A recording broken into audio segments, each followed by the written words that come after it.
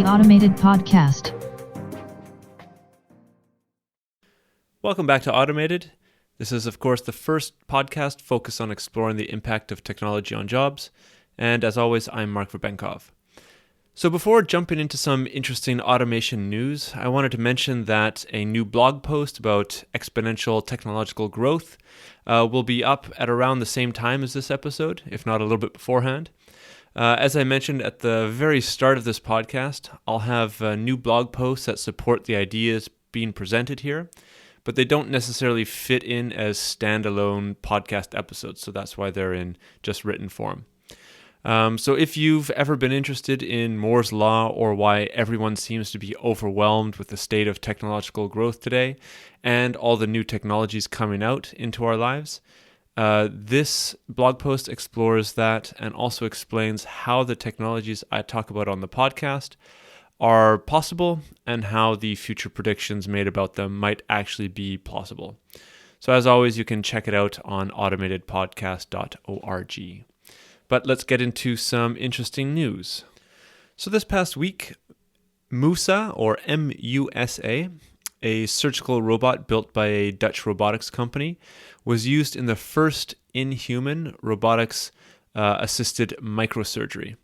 So Musa can operate on vessels under a millimeter from 0.2 to 0.8 millimeters in diameter.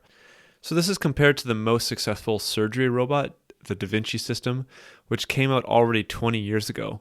But even the Da Vinci can only, and I put in air quotes, only operate down to 1 millimeter. But what's the benefit of this though? So the patients have faster healing, and it also removes any non-deliberate hand movement made by the surgeon, which clearly would improve the success chance of the operation itself. But as today's episode touches a little bit on VR, I thought it would be relevant to bring in a couple of VR news articles. So after 2 years of early access, something called the Museum of Other Realities has opened up to the public.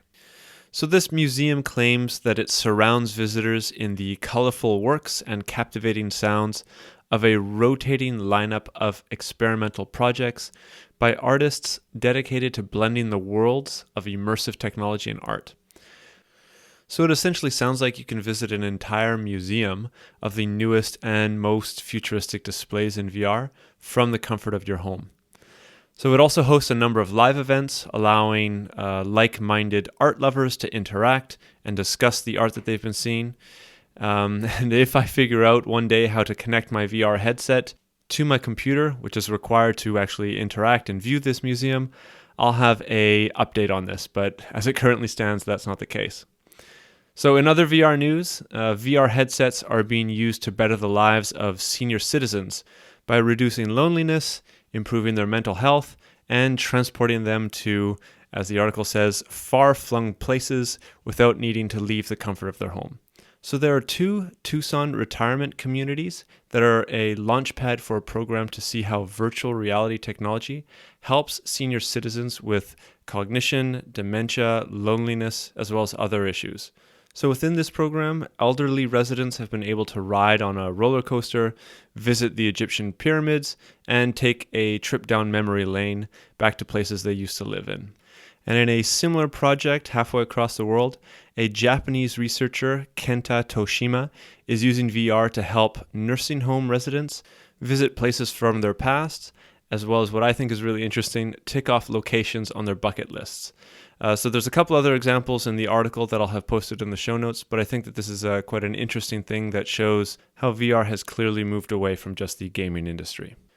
But moving on, while the next episode will look at the solutions proposed to the automation of jobs or technological unemployment, this episode will look at the solution to the first perspective, or the historical perspective, which assumes that, just like throughout all of history, new jobs will be continuously made. But I don't think I've actually properly named this perspective in the podcast yet, apart from calling it the historical perspective. So I do a lot of research for these episodes, and sometimes certain parts get cut due to length issues. But I think it's important to very quickly review this point before moving forward. So this perspective, which builds in continuous job creation, is also known as creative destruction. It's an economics term and was first put forward by Joseph Schumpeter in 1942. So though he directed it mainly for innovations within manufacturing, it is now generally considered to work in almost every single context. But creative destruction, as you may have guessed from the name, isn't simply about job creation, but this also encapsulates the eradication of the jobs that are replaced. So I've brought up many examples of this in the podcast, but I still think the best one is the growth and quick bankruptcy of brick and mortar blockbuster video stores and their near overnight replacement with Netflix's streaming services, which has dominated, of course, the home entertainment industry for years now. However, with the new streaming wars, some argue that even Netflix's days are numbered and will be replaced by a new service. So I personally think that if this happens, it will be with VR or AR systems, but I guess we'll have to find out. But as with entertainment, I think an easy to see example is also the replacement of horses with personal motorized vehicles, which I think anyone listening to this podcast will agree will be made obsolete by autonomous vehicles over the course of this decade. And of course, with these industries being disrupted, all the jobs linked to them follow suit. But this disruption is of course filled with pain and difficulty for those whose professions are made obsolete. So what are the solutions being proposed for this? So several years ago, I spent about 8 months living and studying and writing my master's thesis in Oslo. If you've never been, I highly recommend visiting Norway and the beautiful natural landscapes that it has to offer. But it also has another interesting aspect that you probably won't come across as a tourist. So the NAV, or the Norwegian Labour and Welfare Administration, employs some 19,000 people and administers, believe it or not, an entire third of Norway's national budget. Now, its main schemes deal with sickness benefits, pensions, and work leave financial support, but actually one of its main goals is to have more people actively working and fewer on benefits. So to this end, they opened up a reskilling center just as I was completing my master's to deal with the expected wave of job seekers who would be made redundant due to new technologies over the subsequent years, or at the very least be impacted by these new technologies. So it was to be part of a series of centers to support the expected speeding up of changes. And it is part of course, a larger trend across the world that is seeing these reskilling centers pop up. So I think that they are emerging as the awareness of exponential technological growth, coupled with the automation technologies talked about on this podcast, will change the labor market much more rapidly than at any time before. So concepts such as lifelong learning are now starting to be utilized in large reports about the future of work from organizations like the World Economic Forum and the Boston Consulting Group. So policymakers are also starting to make a push on efforts to consider reskilling as an essential part of having future economic growth. But back in episode 18, I critiqued the fake job trend that exploded, especially in Europe, after the 2008 economic crisis. However, within the perspective of creative destruction, centers like the ones described that create an entirely fake job that enables individuals to get on-the-job skills without actually being on a job could prove invaluable within this lifelong learning approach. Just as long as the lifelong learning doesn't lead to lifelong fake jobs, in my opinion. But one interesting project is actually from Canada. So the Future Skills Center is a center that connects across Canada and initiates projects to support Canadians develop relevant skills based on the research that they do in identifying the said skills.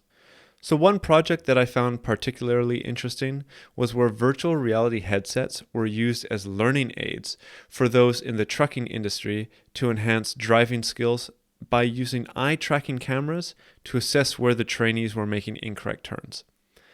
So this touches on another really interesting point in that new technologies are being used to support this upskilling trend.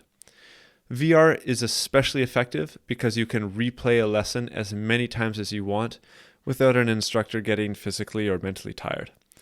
So VR training has also been shown to have similar or even better outcomes in terms of remembering and performing a newly learned task as compared to the traditional physical way. For these reasons, it is being used already in several training programs. So I can explain a couple examples here. So both BP and ExxonMobil use VR to train employees in safety procedures where mistakes can be rapidly identified and fixed.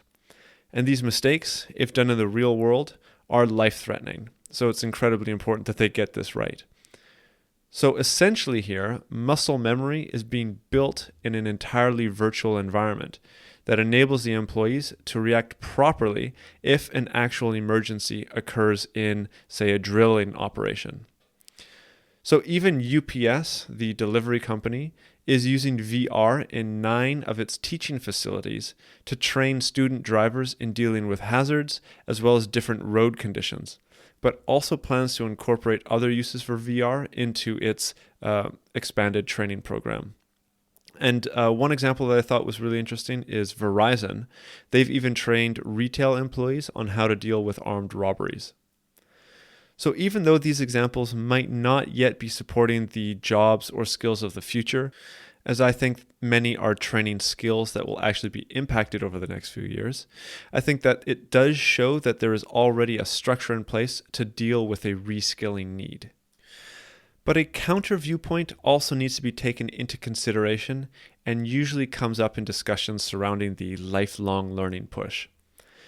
So this reskilling movement will only work if the exponential growth of technology doesn't overtake the speed at which we can learn new skills. This has been the case for every major technological disruption. As I discussed all the way back in episode 4, many of the horse-drawn carriage makers turned into vehicle parts suppliers, but they also had ample time to retrain their workforce in order to make the transition successful.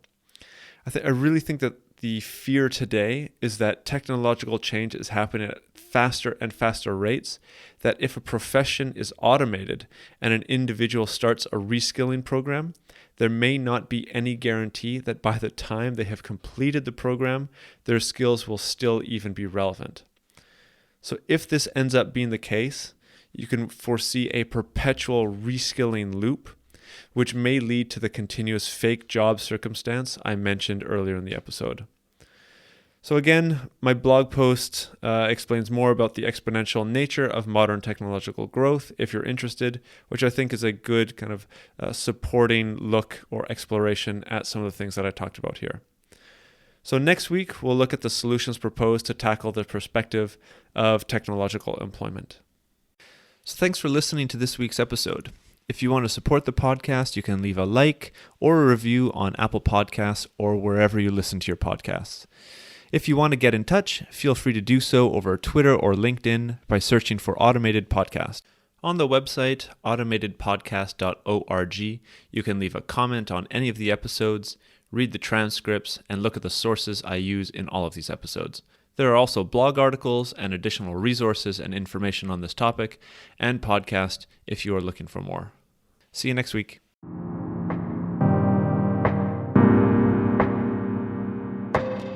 The Automated Podcast.